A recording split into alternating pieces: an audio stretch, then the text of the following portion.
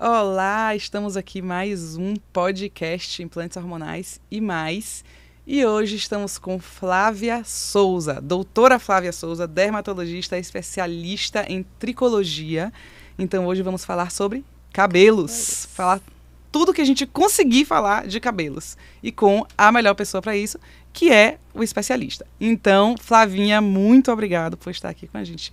Mais uma vez. Mais uma vez. Mais uma vez, porque cabelo é um drama sem fim. É o drama sem fim. Eu acho que é a coisa que mais dá medo nas pacientes todas, nas gestrinetes, nas não gestrinetes. Enfim, é uma coisa que ninguém entende muito bem, muito difícil de controlar. Então, hoje a gente vai tirar as dúvidas todas aqui com você. Vamos tirar todas as dúvidas. Antes, eu quero que você fale um pouquinho de como você começou assim a sua história com os implantes. Pode deixar. E como é que o cabelo surgiu na equação. Vamos lá. A casa é sua. Muito bem, obrigada pelo convite mais uma vez. É um prazer estar aqui com vocês e compartilhar um pouquinho dos conhecimentos, né, sobre cabelo. E, na verdade, eu me especializei em dermatologia, né, sou dermatologista.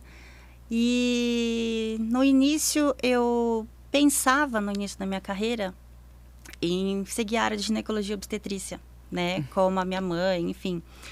Mas aí por questão de conflitos familiares, eu decidi bater de frente com ela bem no último ano, né, da faculdade e falei assim, não, vou seguir a minha outra opção, que seria a dermatologia. Prestei a residência, passei, fiz, não me arrependo, eu amo o que eu faço, eu amo a dermatologia. Só que daí, os pais, né, sempre têm razão.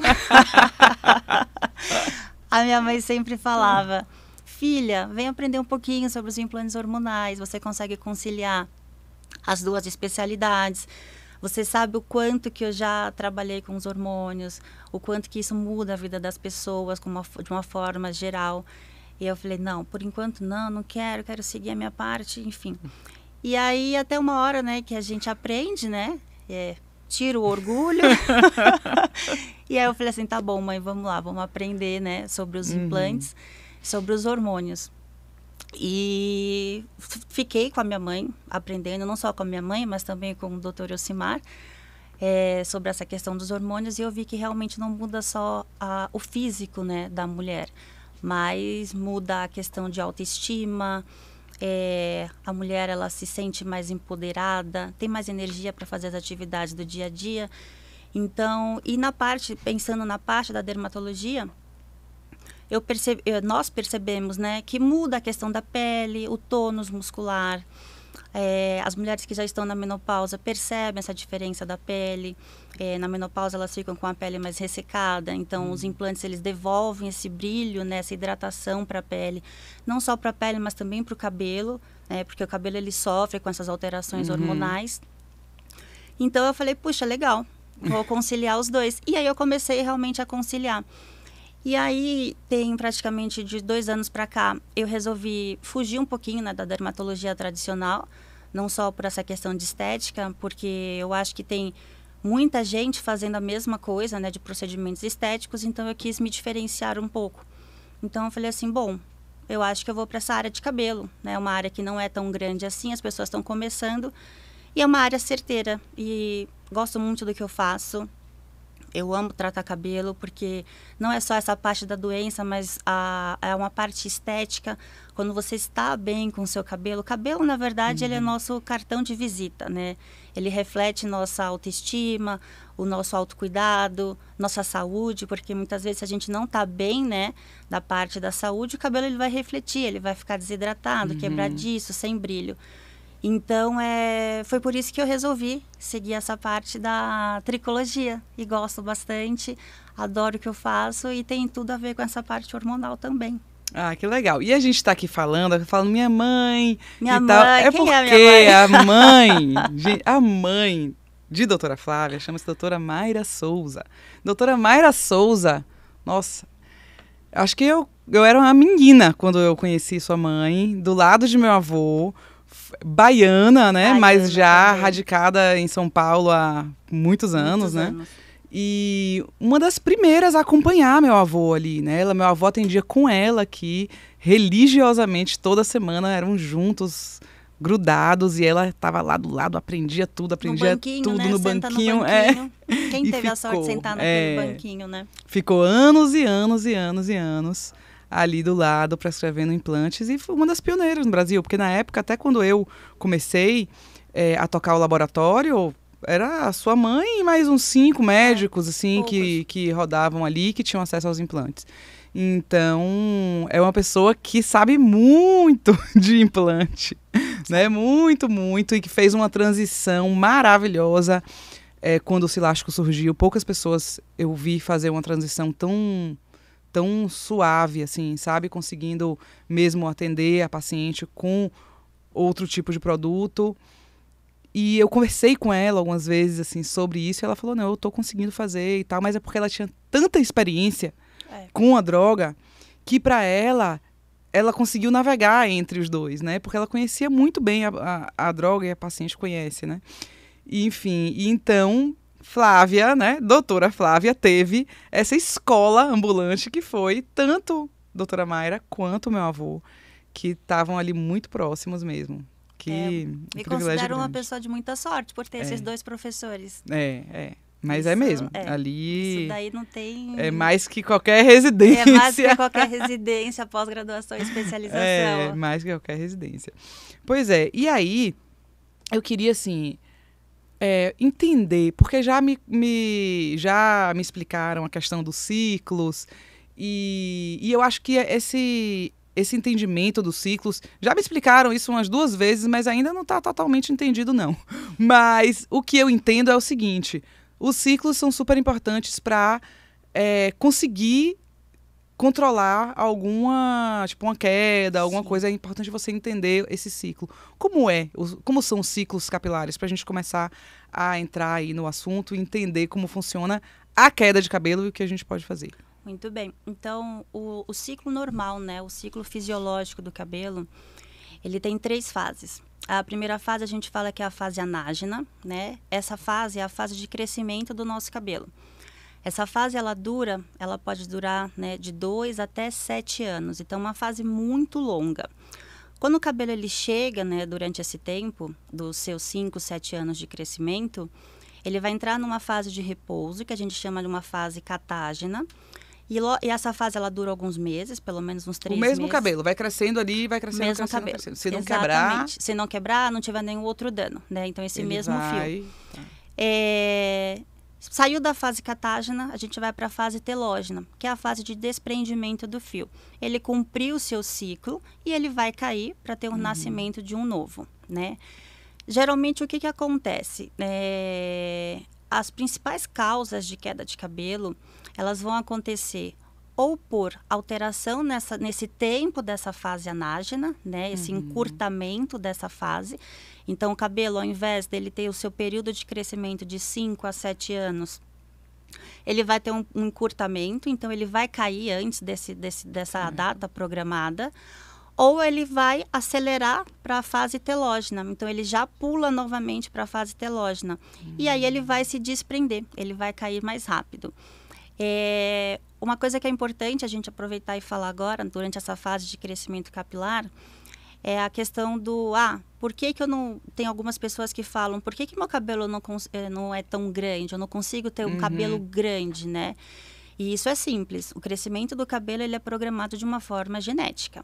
Então, quem tem a genética boa para ter um fio comprido, vai ter o cabelo de Rapunzel. Quem não tem, não adianta. Você pode fazer o que for, os melhores tratamentos, tomar 1001 vitaminas que seu cabelo não vai crescer. Então, ele vai atingir aquele certo limite. O meu limite é próximo do ombro. Chegou no ombro, acabou. Não cresce mais, né? Então, isso é importante, que isso é programado de uma forma genética. E as quedas de cabelo, né, as mais comuns, a gente sempre fala que tem 2 tipos, né? O eflúvio telógeno, né, que eu acho que é o mais comum. O eflúvio telógeno, o que é? Essa queda de cabelo que ela vai acontecer de uma forma aguda, né? Então, ele tem 2 tipos, o agudo e o crônico. O agudo é quando ele acontece mais ou menos num período de 3 meses, e o crônico quando ele passa desse período, né? Uma queda de cabelo prolongada, que ela vai passar aí dos 6 meses. E o que causa, né, essa queda de cabelo aguda? Diversos fatores, entre eles, por exemplo, uma perda de peso muito rápida, uma cirurgia, uma infecção. Então, você ficou doente, teve febre, até mesmo o próprio Covid, tá? Tem bastante gente que teve uma queda de cabelo importante por conta de Covid. Pós-gestação, durante a gestação o cabelo fica maravilhoso por conta dos hormônios, mas depois com a baixa dos hormônios acontece essa queda de cabelo pós-parto, né? Então, basicamente, o que vai acontecer? Existe um evento que vai acontecer no seu organismo. Naquele momento, o seu corpo não vai priorizar nutrientes para cabelo e unha, né? Então, você vai perceber essa consequência que, meu cabelo deixou de receber essa nutrição praticamente 2 a 3 meses depois desse evento inicial. E aí o cabelo cai, e cai bastante. E é desesperador. E aí você já até esqueceu que você ficou doente às vezes, Exatamente. né? Tipo, esqueci que fez uma dieta meio radical uma semana. Exato. Enfim. Então, muitas vezes, quando a gente atende esses pacientes, a gente tem que fazer um trabalho de formiguinha, né? Ficar perguntando, relembrando o que aconteceu 3, 4 meses atrás para causar essa queda de cabelo hoje. E aí, praticamente, a gente consegue identificar, na maioria dos casos dos pacientes, a gente força, né, a memória deles, eles entendem. E essa queda de cabelo, ela geralmente é autolimitada. Da mesma forma que ela acontece, ela vai parar. Só que isso causa muito desconforto para o paciente. Ela fala assim, bom, eu vou ficar esperando meu cabelo parar de cair? Não, a gente tem que intervir. Então, muitas vezes a gente entra, né, faz um exame físico, a gente entra, entende, usa algumas substâncias para parar essa queda, seja de shampoo, manipulado, até mesmo via oral, e aí o paciente ele fica bem, né? Quando a gente já tem um quadro que geralmente é uma queda de cabelo crônica, que é esse eflúvio telógeno crônico, muitas vezes é a soma de vários eflúvios agudos, que somados eles vão causar essa queda de cabelo crônica. E aí é o que a gente precisa entender. Mas por que seu cabelo está caindo tanto? Você está com um problema de tireoide que não foi diagnosticado? Você está com deficiência de vitamina que não foi diagnosticada? Ou é porque realmente seu cabelo está mais fraco e danificado? Então, essas duas quedas de cabelo, né, esse tipo de eflúvio, eu acho que é uma das quedas de cabelo mais importantes. E a outra que a gente vai falar, acho que com certeza um pouquinho mais à frente, que é a androgenética, que aí está relacionado mais com essa parte hormonal. Certo. Você vê, dá um pouco de desespero, né? Porque você fica achando que tudo pode dar queda de cabelo. Né? Assim, uma doença, ou um estresse, ou uma dieta, ou não sei o quê, e aí daqui a pouco... Então, é muito difícil você conseguir pontuar mesmo o que foi, né? Que causou. O que foi. E você prevenir, dizer, tá, isso não vai mais acontecer. Porque vai. Assim... Qual mulher que não tá fazendo dieta? Entendeu? Vai. E aí... Mas você falou shampoo. Eu sempre fico achando que o shampoo... Como que pode uma coisa que você passa rapidinho ali na cabeça ter um efeito? Eu acho que só pode limpar e deixar cheiroso. Tem mesmo efeito tem um shampoo que vai melhorar de verdade a queda? Olha, a indústria farmacêutica, me perdoe, mas na verdade, assim, exatamente isso que você falou, Manu. O tempo de contato do shampoo com o cabelo, ele é muito pouco, não tem tempo suficiente para o medicamento agir e cessar essa queda de cabelo, né? Muitas vezes, e até como eu faço com os meus pacientes, minha queda de cabelo está importante, eu quero um shampoo para me aliviar. Eu acho que é mais um conforto para o paciente em saber que ele está usando um shampoo que é para a queda de cabelo do que realmente ter uma ação, entendeu? Entendi. Porque é realmente isso que você disse. O tempo de contato ele é muito pouco, não tem tempo hábil para o medicamento agir no folículo, enfim, é totalmente diferente do que os medicamentos. É isso, assim... Eu fico pensando, né, essas coisas. Quando eu vou comprar um shampoo e a pessoa vai me vender um shampoo de R$300, eu falo, gente, não tem como. Aí o shampoo até leva a alma, né? Não sei o que, tira queda e melhora seu humor e te deixa brilhante. Eu falo, nossa senhora, tudo isso naquela hora que eu vou passar o shampoo, vou tirar da... Entendeu? E não faz sentido. E eu não compro. Tipo, eu não compro shampoo, esses shampoos bons, não sei o que, Eu não, porque eu compro shampoo cheiroso. Que pra mim vai, é o que vai perfumar, que pelo vai, menos vai perfumar. que vai, né? Porque, e aí uma máscara ou alguma coisa assim, aí eu compro uma coisa que aí eu acho que vai melhorar, né? Na minha cabeça funciona melhor. Mas é basicamente isso. Qual que é a finalidade do shampoo? O shampoo, basicamente, o que ele vai fazer? Ele vai fazer a limpeza de todos aqueles produtos que você colocou no seu cabelo, tirar a poluição, enfim, ele vai funcionar como detergente. Eu sempre falo que é importante, por exemplo, ao invés de você investir num shampoo caro, anti-queda, é melhor você investir no medicamento ou até mesmo em procedimentos, né? Sim. Eu acho que isso valeria a pena. Ao invés de você gastar esse dinheiro com shampoo, você investe em outro que realmente vai ter maior resultado. As máscaras e o condicionador, realmente eles são importantes, isso tem que ter, porque o que vai acontecer? O shampoo, quando você usa, ele abre as cutículas do seu cabelo, que é para tirar toda essa sujeira. E a máscara e o condicionador, elas vão fechar essa cutícula que foi aberta e repor os lipídios, né? Vai fazer essa hidratação do seu cabelo logo em seguida. Então, realmente é importante você investir numa máscara ou num condicionador bons para o seu cabelo. O shampoo uma dica que eu dou sempre para as pacientes, e principalmente aquelas que têm o couro cabeludo oleoso, é shampoo transparente. Eu sei, você me deu. Nunca mais eu comprei um shampoo. Nunca mais comprou perolado, né? Nunca mais. Exatamente, isso faz total diferença. Então, o shampoo perolado, ele tem muita hidratação. Então, um cabelo que ele já tem a raiz oleosa, ou ele é um pouco mais grosso e espesso, ele vai pesar muito com esse shampoo perolado. Então, você vai lavar e você vai continuar com aquela sensação de que meu cabelo tá grudado, tá ruim, shampoo não é legal, né? E o transparente não. O transparente realmente ele vai limpar, vai tirar esse resíduo e não vai pesar. Então, para as meninas que têm cabelo oleoso, essa dica é importante, né? Usar um shampoo transparente. Qualquer marca, mas tem diversas boas no mercado, mas um shampoo transparente ele é importante para fazer essa higienização do couro cabeludo e não deixar pesado. Tá vendo? Tô fazendo certo. Certíssimo, Aprendi. aprendeu. Eu aprendi, minha filha. Eu fico escutando, aprendi tudo. Agora, outra coisa, a gente fica falando muito de queda, né? Mas tem uma outra questão que acontece, e a gente vai falar disso também quando a gente falar de gestrinona, mas acontece sem ser gestrinona. E aí eu vou falar disso porque aconteceu comigo e pode chatear tanto quanto, que é, assim, quebrar o fio. Quebrar. Assim, aí, assim, só para contextualizar, eu sempre, assim, desde a adolescência que eu faço progressiva, sabe? Aí fazia progressiva na raiz e tal, para o cabelo ficar mais fácil de manejar. Eu não gosto de secar com secador e tal. Só que aí, ultimamente, e ano passado, né? Esse ano que passou, eu tava todo sem implante, então nem podia dizer assim, porque foi implante e tal. Eu tava sem nada. Meu cabelo quebrou inteiro. Quebrou assim, mas quebrou, tipo, como se fosse uma franja, sabe? Tipo, quebrou. Como se fosse um corte químico, eu falei, né? gente, não tá mais, não dá. E aí parei, não fiz mais progressiva. E falei, não vou mais fazer. Porque meu cabelo não aguenta mais isso. Não aguenta, exatamente. Entendeu? Então, eu vou ter que agora estou vivendo uma transição, né? Tipo assim, terrível. Mas passa.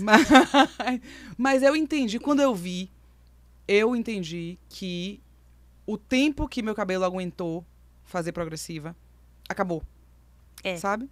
E aí eu falei, velho, não posso mais fazer. Eu agora vou ter que ver o que vai acontecer com o meu cabelo normal e trabalhar com ele. Exato. Eu nem lembro como é meu cabelo. Sim, eu não lembro. E aí agora ele tá crescendo e tal, e eu tô indo pra ver. Mas isso acontece, e tem pessoas até que falam que isso acontece quando fazem tratamento hormonal com gestrinona. Algumas pessoas já me falaram que sentiram mudança de fio, de textura e quebra.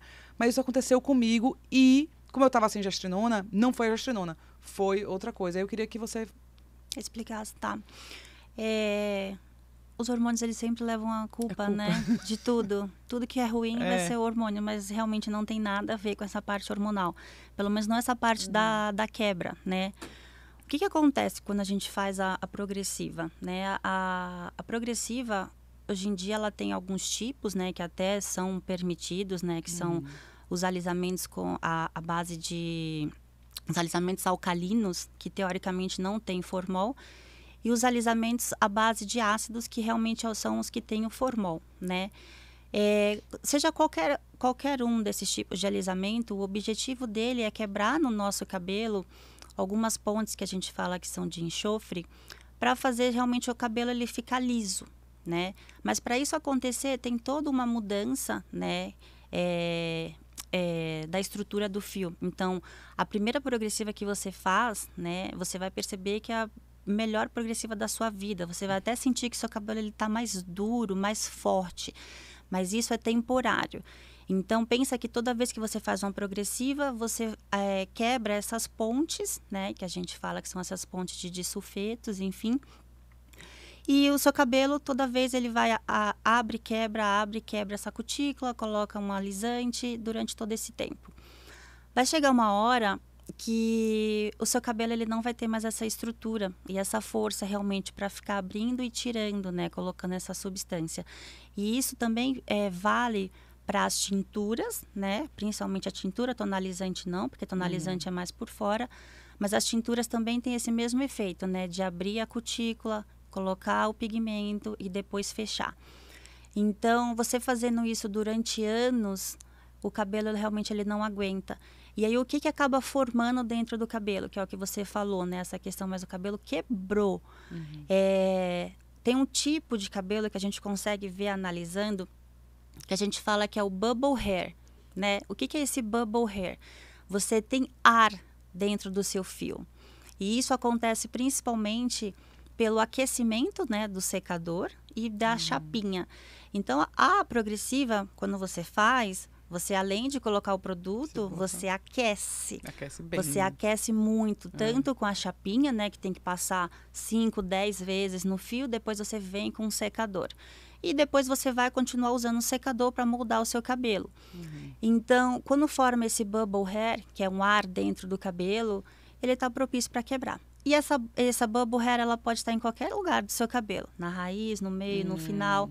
Então, realmente vai chegar uma hora que você vai colocar aquele dano térmico no seu cabelo e ele vai quebrar onde tem essa bubble hair, entendeu?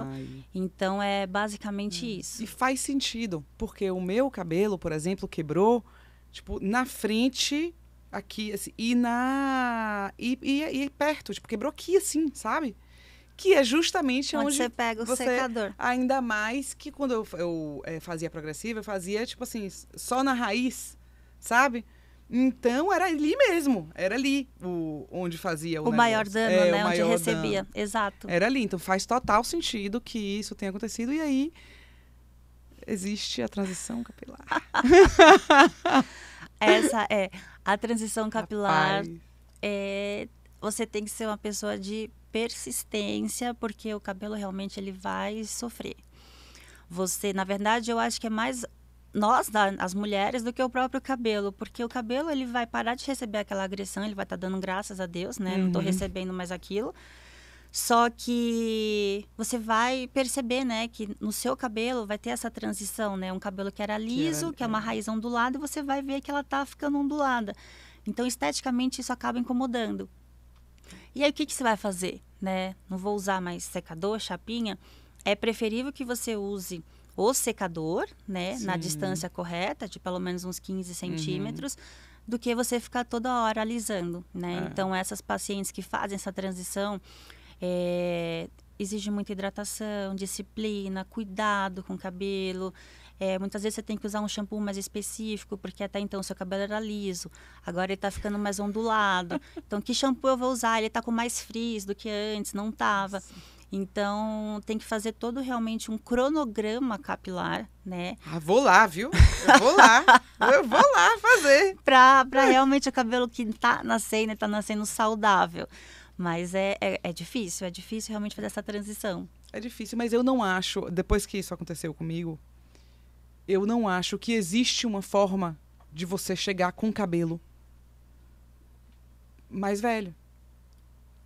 Porque, pra pessoa que faz, é progressiva, né? Porque não dá. Não dá, não aguenta. Assim, não tem como você fazer isso a vida inteira. assim, vai chegar uma hora que, amiga, você vai ter que tomar alguma decisão, entendeu? Se você não tomar, o seu cabelo ele vai tomar por você. Exato.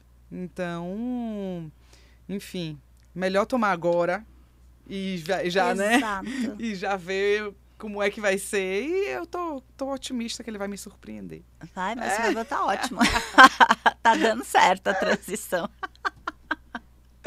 Ai.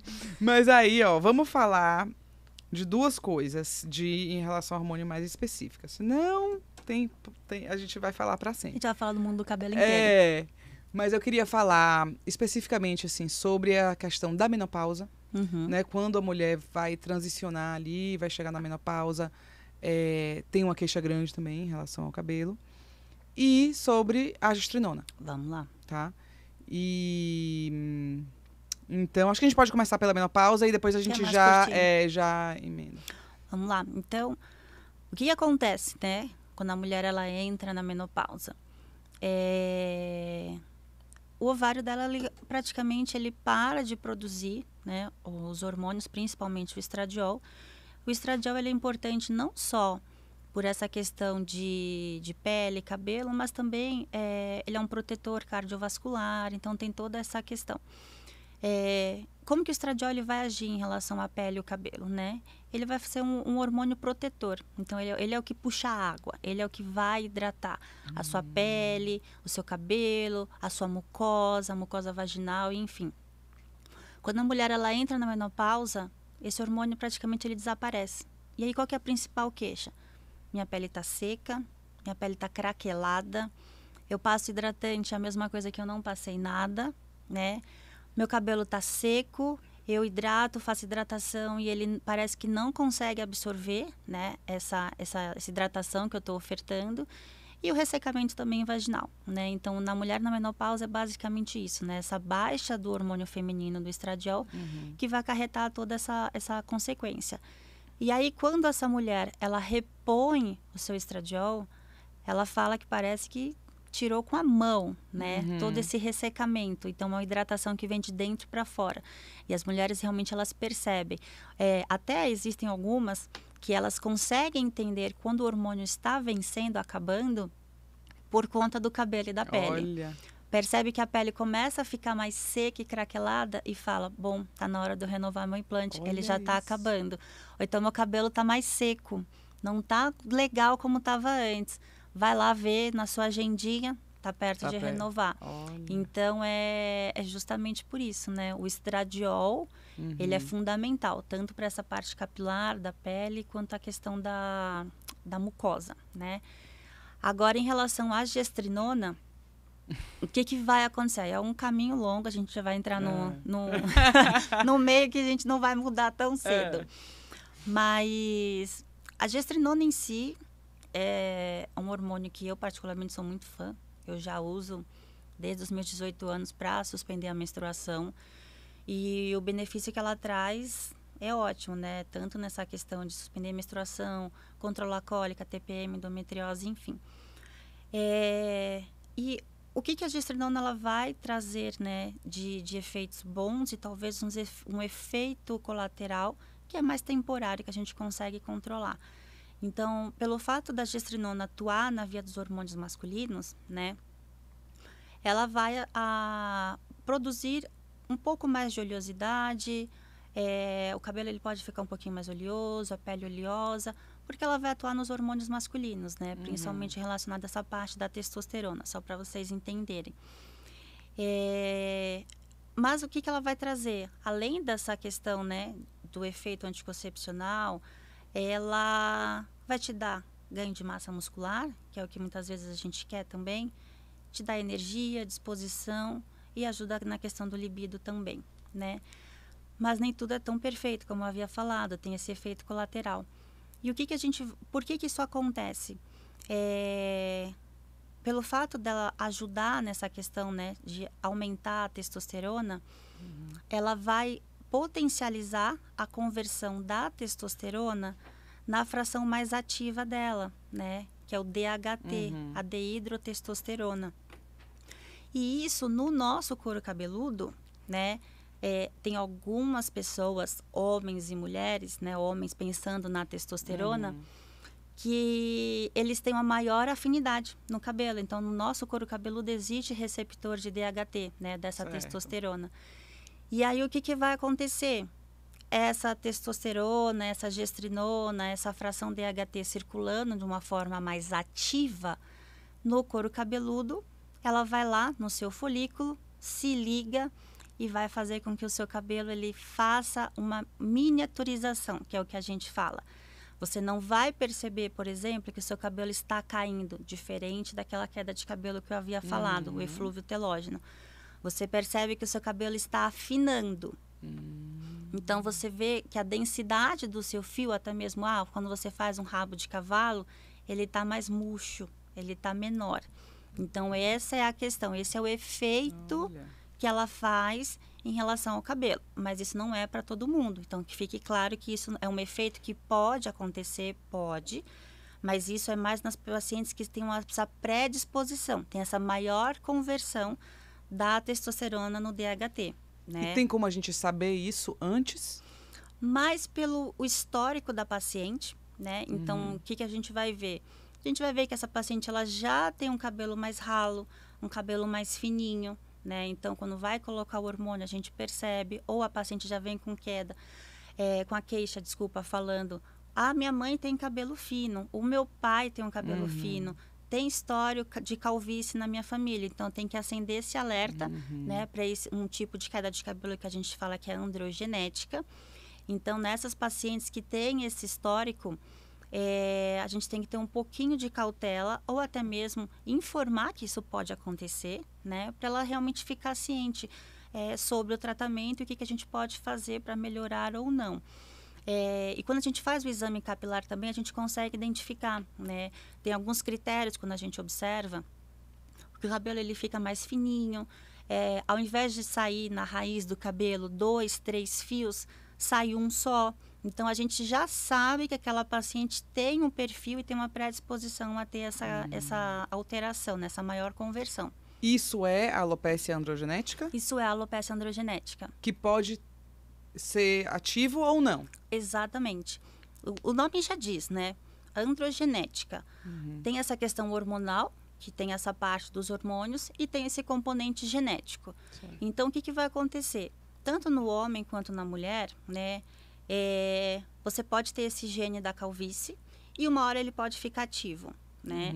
Pensando, por exemplo, nos homens, que a gente consegue entender um pouquinho melhor, porque na mulher essa questão genética e hormonal ainda não é tão bem esclarecida, né? São suposições, mas no homem isso é mais forte. Certo. Tem homens, por exemplo, que eles iniciam um quadro de calvície próximo dos seus 30 anos.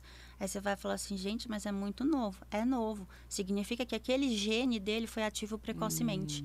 Então, a chance dele ter um problema de calvície mais sério e mais grave é maior do que aquele homem que atingiu a calvície por volta dos seus 50 anos. Na mulher, é um pouco mais difícil da gente perceber. Porque ela vai perceber, na verdade, que quando ela olha no espelho, ela vai perceber que ela vê o cabelo dela com uma maior facilidade, aquela transparência, aquele couro cabeludo, né? E muitas vezes você não consegue, é difícil você achar uma mulher calva, né? Ao contrário do homem. Então, a gente tem que sempre perguntar, o seu pai é calvo? O seu avô, tem alguém ou então alguém tem pouco cabelo? Então, a gente consegue ver mais ou menos por aí. E acho que é basicamente essa parte mesmo da androgenética, né, que a gente consegue entender. Pensando mais agora, não sei se você quer mudar para tratamento, alguma coisa. Uma paciente que tem alopecia androgenética, é uma contraindicação absoluta? Para pôr os implantes? Sim. Não é uma contraindicação. Mas é uma paciente que a gente vai ter que ter uma atenção especial em relação ao cabelo dela, né? Recentemente, agora no consultório, atendi uma paciente justamente que ela tem esse diagnóstico de alopecia androgenética. Ela já tinha feito tratamento hormonal anteriormente e ela resolveu parar por conta disso. E eu cheguei para ela e falei o seguinte, você tem que colocar na balança, né? O que realmente você tem muita cólica, TPM, você precisa suspender sua menstruação? Precisa. Você precisa usar gestrinona? Preciso. mas você não vai poder deixar de tratar o seu cabelo. Porque muitas vezes o paciente ele quer colocar o hormônio, mas ele deixa de tratar as outras partes. E aí o cabelo vai cair, o cabelo fica fino. Aí vai falar assim, puxa, mas não vou mais usar por conta disso. Não, a gente consegue conciliar os dois, né? Essas pacientes que têm esse diagnóstico de androgenética, eu falo que ela vai ser uma paciente que ela não vai receber alta do seu tratamento capilar, como um paciente que tem androgenética e não usa hormônio, né? A gente sempre vai ter que fazer esse bloqueio no couro cabeludo desse hormônio, tá? Dessa conversão. Então, eu falo para ela, você vai usar os seus hormônios, sim, você pode usar, mas não esqueça do seu cabelo. A gente tem que começar a cuidar. Tem pacientes que a gente pode começar a fazer o tratamento antes dela colocar o hormônio, mas tem paciente que a gente pode começar o tratamento durante a terapia hormonal. Isso não é uma contraindicação. Eu não contraindico os pacientes por conta disso, entendeu? Eu acho que a gente precisa sempre colocar na balança e realmente ver o que está te trazendo de benefício, né? Porque, poxa, o hormônio traz tanta coisa boa, você vai deixar de usar por conta do cabelo? Acho que a gente não pode ser 100% radical, Isso, né? exato, A gente consegue olhar controlar. a paciente como um todo, né? Ela não é só um cabelo, Exato. né? E ela também não é só um ovário. Exato. Então, assim, é o conjunto. Mas eu gostei desse tratamento aí, eu gostei disso. É bom. De falar. Então, assim, vamos falar dos tratamentos. Tem algumas. Antes a gente falou assim, você falou assim, é difícil a gente ver uma mulher calva, né? Pois é, e é difícil, só que as mulheres morrem de medo, né? Olha, algumas, direto, eu recebo essa pergunta. Eu vou ficar careca? E eu consigo sentir o desespero nela, que ela quer que eu diga não. Você não vai ficar careca. Mas eu não sei se eu posso dizer não. Entendeu? Não Aí dá. eu falo no médico, né? Exato. Assim, mas dá pra acontecer isso? O cabelo cair e a pessoa ficar careca? Olha, na verdade, ficar careca por conta, né, dessa miniaturização, a paciente não vai ficar careca de uma hora para outra. Esse cabelo ele vai afinando cada vez mais e ela vai percebendo que ele está ficando ralinho. E a mesma coisa em relação ao homem, né? A alopecia androgenética é uma doença crônica e evolutiva. Então, a gente realmente tem esse diagnóstico, tem que tratar, porque se não tratar, vai evoluir, tá certo? Então, se essa paciente coloca hormônio e não trata, a androgenética ela vai evoluir, porque ela está potencializando, Sim. acelerando esse processo, porque ela está usando hormônio, tá? Então, realmente, a não ser que ela não trate, resolvi colocar o meu hormônio, então eu tenho o diagnóstico de androgenética e não vou tratar, uma hora realmente ela vai perceber que ela está ficando cada vez mais calva, né? Não só nessa região central, mas como na região das entradas. Então, a paciente pode sim ficar calva, mas isso demora, a longo prazo. Anos, tá? Não vai ser, por exemplo, coloquei meu hormônio hoje, mês que vem ou no final do ano eu estou careca. Que eu acho, exatamente, que eu acho que a dor delas é isso. Tipo assim, elas botam, às vezes, a gente vê que aumentou a queda de cabelo. E aí acham que aquele cabelo, naquele momento, ele vai ficar caindo daquele jeito e ela vai ficar careca, entendeu? Não. E aí, exatamente nesse ponto que você falou, é importante a gente falar o seguinte. O normal para cair de cabelo todos os dias, independente se você lava o seu cabelo ou não, é de 100 a 150 fios. Então, lavo o meu cabelo todos os dias, vai cair 100 a 50 fios todos os dias. Lavo o meu cabelo 1, 2 vezes na semana. Poxa, quando você lavar, vai cair uma peruca, tá? Então, a gente precisa diferenciar em relação a isso. O que muitas vezes a paciente ela percebe quando ela coloca o hormônio? Meu cabelo está mais oleoso. Sim. Essa oleosidade vai fazer o meu cabelo cair? Depende. Depende da frequência que você vai lavar o seu cabelo. Então, se o seu cabelo está oleoso e você não lava, vai começar a formar uma descamação no seu couro cabeludo, que a gente chama de dermatite seborreica. Aí sim vai ter uma maior predisposição a cair mais, tá? Porque o seu couro cabeludo vai estar inflamado e vai ter esse excesso de oleosidade, né? Então, a frequência de lavagem e essa oleosidade é importante também as pacientes se atentarem, porque também a queda ela pode ser um pouquinho aumentada por conta disso, mas é importante lembrar. Cai de 100 a 150 fios todos os dias. Se você lava, o cabelo vai cair 100 a 150. Se você não lava, aquele cabelo ele vai ficar esperando ou você escovar ou você lavar para desprender. Então, para quem tem cabelo oleoso, o ideal, assim, é lavar todos os dias, né? Não faz mal, que eu tenho algumas pacientes que perguntam, faz mal lavar o cabelo todos os dias? Depende. Se você tem a raiz oleosa e se você pratica atividade física todos os dias, você precisa lavar seu cabelo sim, tá? O meu cabelo é seco. Preciso lavar todos os dias? Não. Você lava, então, dia sim, dia não. Entendeu? Até porque senão você vai tirar o pouco de oleosidade que seu cabelo está produzindo, que vai ser benéfico. E aí, se você lavar todos os dias, realmente vai ser prejudicial. Mas para quem tem cabelo seco. Quem tem cabelo oleoso, não. Se você tem cabelo oleoso e você pratica atividade física, tem que lavar todos os dias. E quem tem cabelo seco e pratica atividade física? Aí, na verdade, o que a gente pode fazer? Se você transpirar muito naquela atividade física, aí você lava, né? Porque até mesmo vai ficar ruim. Mas se você não transpiro muito no meu couro cabeludo, e meu cabelo não tá oleoso, aí você não precisa lavar, entendeu? Entendi. Mas geralmente quem tem um cabelo seco acaba lavando um dia sim ou 2 dias não, né? Sim. Sim, aí vamos falar da parte boa. Tratamentos. O que é que a gente tem disponível hoje para tratar uma paciente assim? Vamos falar especificamente a paciente que vai botar gestrinona, está morrendo de medo de ter queda de cabelo. O que ela pode fazer antes, durante, depois? Tá, Enfim. então vamos lá. Então essa paciente pensando nessa paciente que não tenha essa tendência a ter androgenética, né? Vou tentar diferenciar dessa forma e depois a gente fala das pacientes que têm a tendência ou têm a androgenética. Primeira coisa, pensar nessa questão capilar, se não tem nenhuma outra causa que possa vir a acarretar, porque muitas vezes pode coincidir dela colocar o implante e ter queda de cabelo por alguma coisa anterior, né? Então, a gente já sabe, ela não teve perda de peso, não fez cirurgia, não fez nada, porque às vezes coincide, né? Coloca o implante, fez uma cirurgia tem 3 meses, a queda de cabelo é por conta do implante, não é.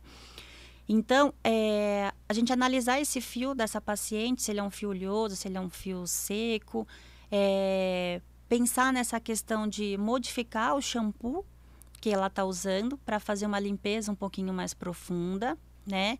E muitas vezes é importante, a gente pode até entrar, né, com alguns bloqueadores hormonais no couro cabeludo, então pode ser alguma soluçãozinha tópica para fazer esse bloqueio, porque alguma fração maior, né, dessa DHT, ela pode ficar mais ativa quando a gente coloca, né, a gestrinona. Então, muitas vezes a gente pode fazer algumas fórmulas com minoxidil, com finasterida tópica, justamente para fazer esse bloqueio, né? E a gente pode entrar também com alguns polivitamínicos, né? E às vezes até mesmo a própria biotina, que é para ajudar esse cabelo a ter uma estrutura melhor, né? Ele crescer e ficar mais saudável. Nessas pacientes é mais tranquilo a gente conseguir fazer um controle. Pensando em tratamentos mais injetáveis, nessas pacientes também a gente pode fazer, né? Tem um tratamento que a gente chama de microagulhamento, né? Que é o MMP, que é a microinfusão percutânea de medicamentos, que nessas pacientes a gente pode colocar algumas substâncias polivitamínicas no fio, para ele ficar mais saudável e estrutural. E a gente pode colocar também um pouquinho desses bloqueadores, né? Então, eles vão ter essa ação tópica no couro cabeludo. Ai, que delícia isso. É interessante. Então, a gente consegue controlar bem, tá? Partindo agora para uma paciente que já tem essa tendência de ter a alopecia androgenética e usa gestrinona, é importante a gente fazer não só os medicamentos tópicos, né? Então, diversas fórmulas e principalmente com substâncias que sejam bloqueadores hormonais, né? Como a finasterida. A gente precisa também, muitas vezes, entrar com bloqueadores orais, né? Então, aí a gente vai ter um outro dilema que seria, tá, mas se eu entrar com bloqueador hormonal, né? Vai mexer na minha libido? possa ser que sim, porque o medicamento, ele não é 100% inteligente a ponto de falar, vamos bloquear, né, a sua testosterona, a sua fração da testosterona no couro cabeludo, mas para a parte do dia a dia você vai ficar ativa. Não existe. Então, eu tento ser muito clara para a paciente, falando, ó, a gente precisa entrar com algum medicamento oral, tá? A gente tenta entrar em doses mais baixas, ou não todos os dias, e a gente vai acompanhando. Se você achar que está diminuindo sua libido, a gente tenta reduzir a dose, ou até mesmo se você falar assim, Flávia, não quero usar esse medicamento, qual que seria a outra opção? A outra opção seria todo mês você fazer esse tratamento capilar de injeções no couro cabeludo, tá? Porque daí, em vez de você tomar a substância, a gente aplica. E tem algumas substâncias, né, como a dutasterida, que são alguns bloqueadores. Então, os bloqueadores, eles são vários, né? O mais comum que a gente conhece é a finasterida, que ela vai bloquear justamente essa conversão, né, da testosterona na fração ativa, que é o DHT. Sim. E aí tem esse outro medicamento que é a dutasterida, né? Existe também via oral, mas também a gente consegue fazer ele injetável no seu couro cabeludo. Ele é um pouco mais forte, porque ele faz um bloqueio duplo, né, da enzima 5-alfa-redutase. Então, ele bloqueia as duas vias dessa enzima. Nossa. Então, ele é bem mais forte. Então, essas pacientes, muitas vezes, se elas têm indicação para usar essa substância, a gente pode fazer ela injetável, né? E também a gente precisa lembrar que nem toda paciente vai poder usar a dutasterida, né? Porque tem essa questão da idade fértil, tem esse porém também, porque a dutasterida, como ele é um bloqueador muito mais potente, e a mulher, ela está, por exemplo, em idade fértil, pensando numa futura gestação, ela tem que esperar pelo menos 6 meses depois que interrompe o medicamento para pensar em engravidar. Então, para a mulher em idade fértil, ela é ruim da gente pensar em fazer via oral, né? Mas muitas vezes a gente consegue fazer através do microagulhamento, uma vez por mês, e a paciente ela vai ficar super bem com esse bloqueio, né? Esse bloqueio temporário. Mas eu sempre falo para as pacientes que ela não vai receber alta. Enquanto ela estiver usando, ela vai ficar fazendo esse tratamento. Então, em vez da paciente, por exemplo, que não tem androgenética, ela faz, por exemplo, 4 sessões com intervalo de 1 mês. E depois a gente esparça para cada 3, 4 meses. Não, ela vai ter que continuar fazendo, né, mensal ou no máximo a cada 2 meses, né? Então, ela sempre vai ter que fazer esse controle mais de perto para a gente não fazer com que o cabelo dela, ele afine e faça esse processo de afinamento, né? Então, basicamente, é tudo isso. Nossa! Mas, deixa eu te falar. Há pouco tempo, não tinha tudo isso, né? Não tinha. Então, assim, olha quanta coisa tem hoje, sabe? Sei lá, não sei quanto tempo tem isso, mas eu conheço esse do microagulhamento mesmo há pouco tempo e sei lá, 5 anos. Ninguém falava sobre isso no nosso meio, né? Assim, o único tratamento mesmo que a gente via era só o bloqueador de 5-alfa-redutase e oração, entendeu? Assim, e seja o que Deus seja o que Deus quiser. E agora você vê quanta coisa tem, né? Que pode ajudar as pessoas a conseguirem encontrar um equilíbrio, né? E ter um equilíbrio hormonal, ter uma saúde hormonal bacana e ter também o cabelo bacana, a autoestima boa, né? Então, Exato. assim, é muito bom que tenha tanta coisa, né? Tem bastante coisa. E porque antigamente o que existia, né? Eram só praticamente os polivitamínicos orais, né? Biotina e alguns outros suplementos e o minoxidil tópico, né? Ainda tem o minoxidil, ele é uma substância que é muito utilizada, né? Então, nós que trabalhamos com cabelo, a gente ama o minoxidil, porque o que ele vai fazer? Ele vai prolongar essa fase anágena do cabelo, que é a fase de crescimento. Então, muitas vezes a gente entra com minoxidil também, né? Muitas vezes não, sempre a gente entra. E da época da pandemia para cá, né, que foi uma coisa boa que aconteceu para essa parte capilar, eles fizeram muitos estudos. E aí eles trouxeram o minoxidil, ao invés de tópico, o minoxidil oral.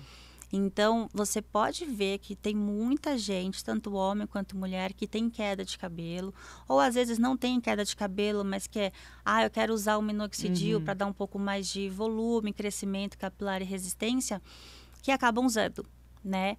Então, o minoxidil, ele é um medicamento que ele veio, na verdade é um medicamento que já é antigo, ele é um medicamento que ele era usado antigamente para tratamento de pressão alta, né, hipertensão, só que a dosagem dele era de 10 miligramas, e aí o que os cardiologistas observaram? Esses pacientes que estão usando para tratar a pressão estão crescendo cabelo, estão ficando cabeludos. E aí o pessoal da dermatologia, né, sabiamente, pegaram e foram estudar o que estava acontecendo. Então, realmente, eles perceberam que, além de aumentar a vascularização capilar, ele aumenta essa questão da fase anágena. Só que a gente não precisa usar nessa dose alta. Então, tanto para mulher quanto para homem, é uma dosagem mais baixa. Mas lembrando que, antes de você iniciar o uso desse medicamento, é importante que tenha uma avaliação médica, porque ele pode trazer alguns efeitos colaterais. Tá? Então, a gente realmente precisa acompanhar, saber a dose baseada no seu peso, tudo isso. Mas é um medicamento que, se usado com um acompanhamento médico, é muito seguro de se usar. E tem uma resposta muito boa mesmo. Interfere com a gestrinona? Não interfere. Não interfere em nada com a gestrinona. Então, para essas duas pacientes, tanto a paciente que, vou iniciar meu tratamento com a gestrinona e não estou com queda de cabelo, é interessante a gente usar o minoxidil, e até mesmo para paciente que tem androgenética, né? Então, o minoxidil, ele é uma opção coringa e tem que estar na receita, né? Para a gente pensar em realmente fazer o tratamento capilar. Eu, particularmente, falo que a gente sempre tem que fazer um combo, né? Você tem que entrar com o minoxidil, se essa paciente pode, não tem efeito colateral, e tentar entrar com algum bloqueador hormonal, né? Pelo menos nesse primeiro período, que é quando o hormônio faz o pico. Sim. Então, nos primeiros 30 dias. Então, a gente pode tentar usar esses bloqueadores nesses primeiros 30, 45 dias. Já fez o pico, abaixou, não vai realmente ter tanta queda de cabelo assim, a gente pensa em tirar, né? Ou deixar uma dose mais baixinha para a paciente ficar satisfeita e não ter tanto problema com essa questão capilar. Legal. Muita coisa, adorei. Muita coisa. Gente, adorei. Eu tô cheia de coisa para fazer. Eu vou lá, quero fazer. Vamos fazer as agulhinhas, vou fazer meu protocolo. Seu protocolo de transição. Fazer os agulhamentos, fazer tudo, gente. A Maria já ficou nervosa. Já tá. Já sou de anotar. Fico nervosa querendo fazer as coisas. Mas obrigada, Flavinha. Obrigada, Imagina. Eu amei. Obrigada a você. Sempre maravilhoso estar com você. Sempre esclarecedor, sempre aprendo coisas novas, sempre fico morrendo de vontade de fazer tudo. E eu tenho certeza que vai ajudar muitas meninas que têm dúvida. Com certeza. Viu? Obrigadão. Obrigada. Até a próxima. Até.